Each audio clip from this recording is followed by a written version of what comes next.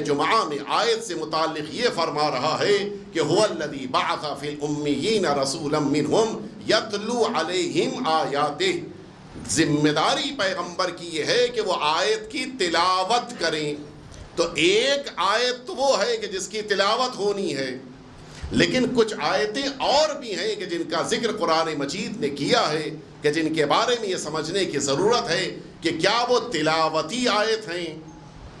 اور اگر آپ غور فرمائیں تو بظاہر یہ آیتیں تلاوت والی نہیں ہیں، اس لیے کہ یہی سورہ یاسین اتفاق یہ کہ یہ ایک آیت ہے جو قرآن مجید میں 2 جگہ پر آئی ہے، یعنی اتنی اہمیت نگاہ پروردگار میں اس ایک جملے کی ہے کہ جس کو پروردگار نے 2 بار قرآن مجید میں قرار دیا، وَمَا تَأْتِيهِم مِّنْ آیَةٍ مِّنْ آیَاتِنَا إِلَّا كَانُوا عَنْهَا مُعْرِضِينَ۔ سورہ یاسین میں قرآن مجید کہہ رہا ہے کہ ہماری آیتوں میں سے ایک آیت جب آتی ہے تو کیا ہوتا ہے؟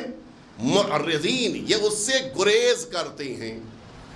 آیت اگر پڑھی جانے والی ہو تو انسان اس کے مقابل کان بند کرتا ہے، اعراض تو نہیں کرتا ہے۔ اچھا، اور میں واضح کر دوں ایک اور آیت شریفہ، یہی سورہ اعراف قرآن مجید کہہ رہا ہے کہ وَإِذَا وَإِن رَأَوْا آیَاتِنَا، جب وہ ہماری آیتوں کو دیکھتے ہیں کذبوا بہا، تو اس کا انکار کر دیتے ہیں۔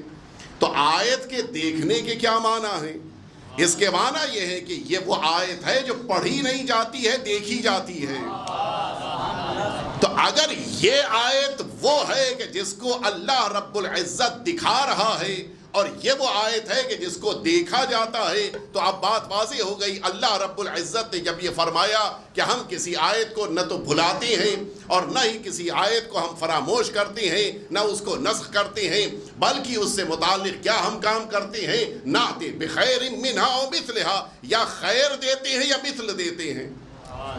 تو اب یہ 2 کلمات آپ کے ذہنوں میں ظاہر آپ سے بہتر کون سمجھ سکتا ہے؟ یہ خیر افضل التفضیل ہے، یعنی یا تو اس معنی میں ہے کہ ما قبل سے بہتر، یا خیر اس معنی میں ہے کہ سب سے بہتر۔ تو اب پروردگار عالم جس آیت کو اس کائنات میں بھیجے گا، اس کائنات کی میں آنے والی آیت کی خاصیت ہونی چاہیے کہ یا ما قبل سے بہتر ہو یا ما قبل جیسی ہو۔ اور قرآن مجید نے بہت ساری شخصیتوں کو آیت کہا ہے۔ اگلے مرحلے تک میں آپ کو لے کے آ جاؤں۔ جناب عزیر، جس موقع کے اوپر انہیں دوبارہ پروردگار میں جلدی اپنے مراحل کو طے کر رہا ہوں، جناب عزیر کو پروردگار نے جس موقع کے اوپر دوبارہ زندہ کیا، کیا فرمایا؟ وَجَعَلْنَاكَ آیَةً لِلنَّاسِ، ہم تمہیں اے عزیر لوگوں کے لیے آیت بنا رہے ہیں۔ یعنی یہ وہ آیت ہے کہ جسے دیکھا جاتا ہے۔ جناب مریم اور جناب مریم کے بیٹے کو اللہ نے کیا فرمایا؟ وَجَعَلْنَا ابْنَ مَرْيَمَ وَأُمَّهُ آیَةً، ہم نے جناب مریم کے بیٹے کو اور خود جناب مریم کو لوگوں کے لیے آیت بنایا ہے۔ اس کے معنی ہے اللہ کی بارگاہ سے آنے والے نمائندے آیت پروردگار ہیں۔ اور اب آئیے میں آپ کو لے کے چلوں، اگر یہی سلسلہ ہے تو جتنے الہی نمائندے اس کائنات میں آئے ہیں ان سبھی کو اللہ نے آیت بنایا، لیکن ایک خاص امتیاز کے ساتھ کائنات میں پہلی آیت کی شکل میں اللہ نے جناب آدم کو بھیجا۔ یہ میری آیت کائنات میں جا رہی ہے، لیکن اس کی خاصیت کیا ہوگی؟ یہ آیت پروردگار ہے، یہ اللہ کی آیت ہے۔ نتیجہ یہ ہے کہ انہیں دیکھو گے تو اللہ یاد آئے گا۔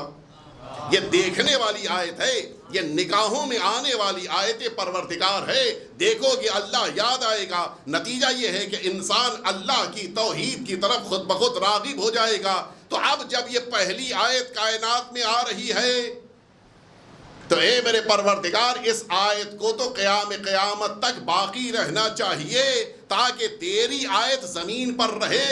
لیکن جب ہم نے دیکھا کہ جناب آدم جا رہے ہیں تو ہم نے تڑپ کے پوچھا کہ پروردگار اب کیا ہوگا؟ آواز آئی نَأْتِ بِخَيْرٍ مِّنْهَا وَمِثْلِهَا، یا ان کے جیسی آیت آئے گی یا ان سے بہتر آئے گی۔ اب اس کائنات میں اگلی آیت آ رہی ہے، وہ اگلی آنے والی آیت ما قبل سے یا بہتر ہوگی یا ان کے جیسی ہوگی۔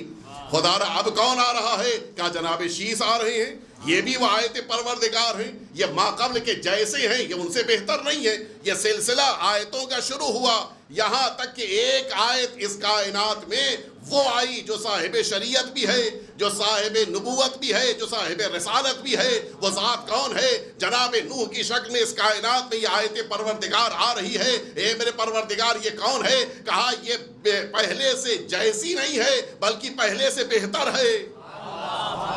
جناب نوح اس کائنات کے لیے اب بہتر آیت بن کر آئے ہیں۔ اب جتنی بھی آیتیں ان کے بعد آئیں گی وہ یا ان کے جیسی ہوں گی یا ان سے بہتر ہوں گی، اب ان سے کمتر نہیں ہو سکتی ہیں۔ جناب نوح کے بعد سلسلہ آگے بڑھا، اب ایک نبی کے بعد دوسرا نبی آ رہا ہے، یہاں تک کہ اس کائنات میں جناب ابراہیم آئے۔ اب پروردگار نے یہ وہ آیت بھیجی ہے جو ما قبل میں سب سے افضل ہے، ما قبل میں سب سے زیادہ بہتر ہے، نعت بخیرین والی آیت ہے۔ جناب ابراہیم جیسا ان سے پہلے کوئی نہیں آیا ہے، سب سے پیاری سب سے عمدہ آیت اللہ کی جناب ابراہیم کی شکل میں آئی ہے۔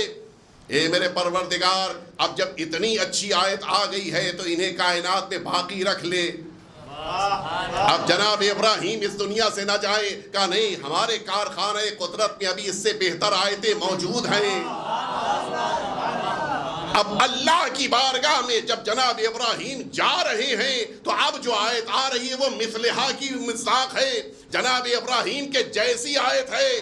جناب اسماعیل دنیا میں آ رہے ہیں، اب جناب اسماعیل کے بعد پھر یہ سلسلہ آگے بڑھ رہا ہے، جناب یعقوب آ رہے ہیں، جناب یوسف آ رہے ہیں، یہ سلسلہ آگے بڑھتا ہوا جناب موسیٰ تک آ رہا ہے۔ اب یہ موسیٰ وہ ہیں جو درمیان کے نبیوں سے بہتر ہیں۔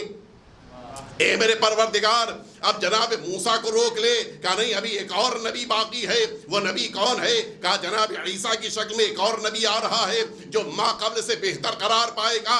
اگر جناب عیسیٰ اتنے اچھے ہیں تو پروردگار اب سلسلہ نبوت کو روک لے اور ان کو یہیں پہ روک دے اس کائنات میں۔ کہا نہیں، عیسیٰ کو روکوں گا لیکن زمین پہ نہیں، آسمان پہ روکوں گا۔ البتہ اس کی اپنی وجہ ہے کہ کیوں ضرورت ہے کہ جناب عیسیٰ کو روکا جائے۔ میرے پروردگار اب زمین تو حجت پروردگار سے خالی ہو رہی ہے، زمین تو آیت پروردگار سے خالی ہو رہی ہے، لیکن آواز قدرت آئے گی۔ عیسیٰ کے اٹھ جانے کے باوجود یہ نہ سمجھنا کہ اب کوئی آیت نہیں آنے والی ہے، بلکہ اب نعت بخیر منہا والی آیت آ رہی ہے۔ اب اس آیت کو بھیج رہا ہوں جو سب سے افضل ہے۔ ایک دفعہ مل جل کے صلوات بھیج دیں آپ حضرات۔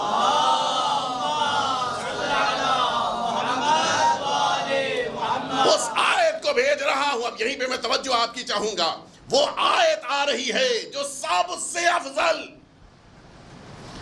نہ کمالات ان سے زیادہ کسی کے پاس، نہ فضیلتیں ان سے زیادہ کسی کے پاس۔ یہ سید و ولد آدم بھی ہیں، یہ سید المرسلین بھی ہیں، یہ خاتم النبیین بھی ہیں، ساری فضیلتیں ان کے پاس ہیں۔ اب ان سے بہتر کوئی آیت اللہ کے پاس نہیں ہے۔ توجہ فرمائیے گا، یہ وہ آیت ہے کہ جس کے پاس ساری فضیلتیں ہیں۔ اے میرے معبود اب جب ساری فضیلتوں کو مکمل کر دیا تو پھر ذات پیغمبر کو قیام قیامت تک باقی رکھنا۔ لیکن ہم نے دیکھا سن 11 ہجری میں پیغمبر دنیا سے جا رہے ہیں۔ اے میرے پروردگار اب کیا ہوگا؟ اس لیے کہ اتنی عظیم آیت کائنات سے جا رہی ہے، آواز آئی گھبراؤ نہیں، میں مثل پیغمبر بھیجوں گا۔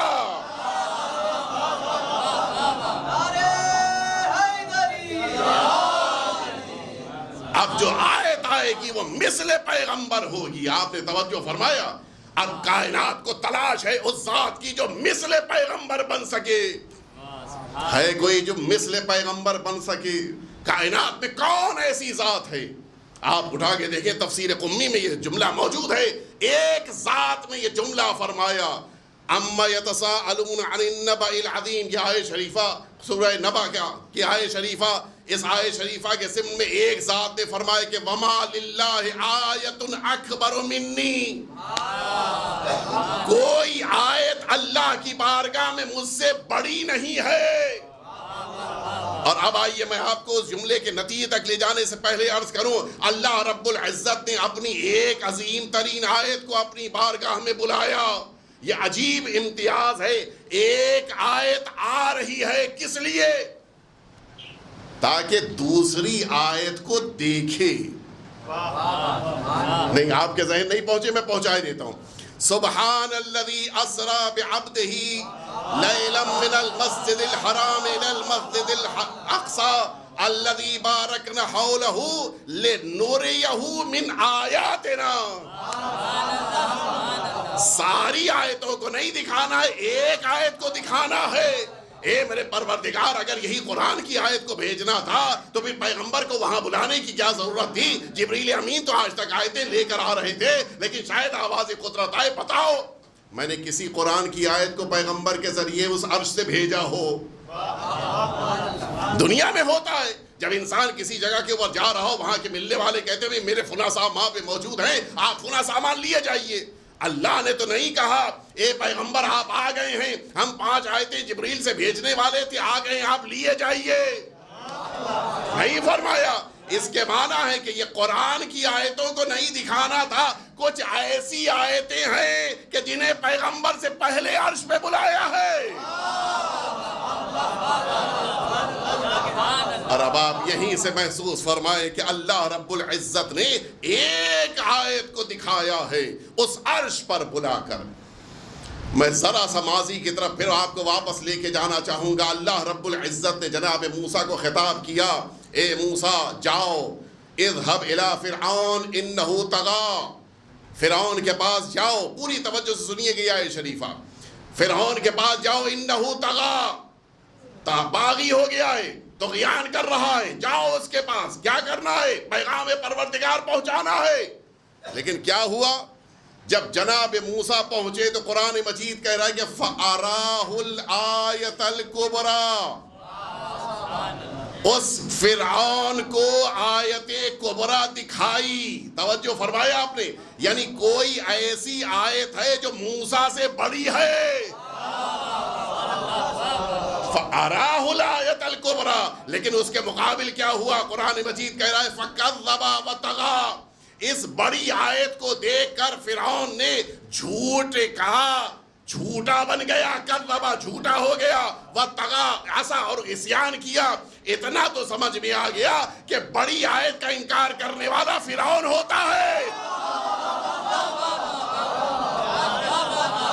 نہیں ابھی جملہ مکمل نہیں ہوا، ایک جملہ اور کہہ دیتا ہوں. اللہ کی بڑی آیت کا انکار کرنے والا کذاب ہوتا ہے، صدیق نہیں ہوتا ہے. صلوات بیت محمد و آل محمد.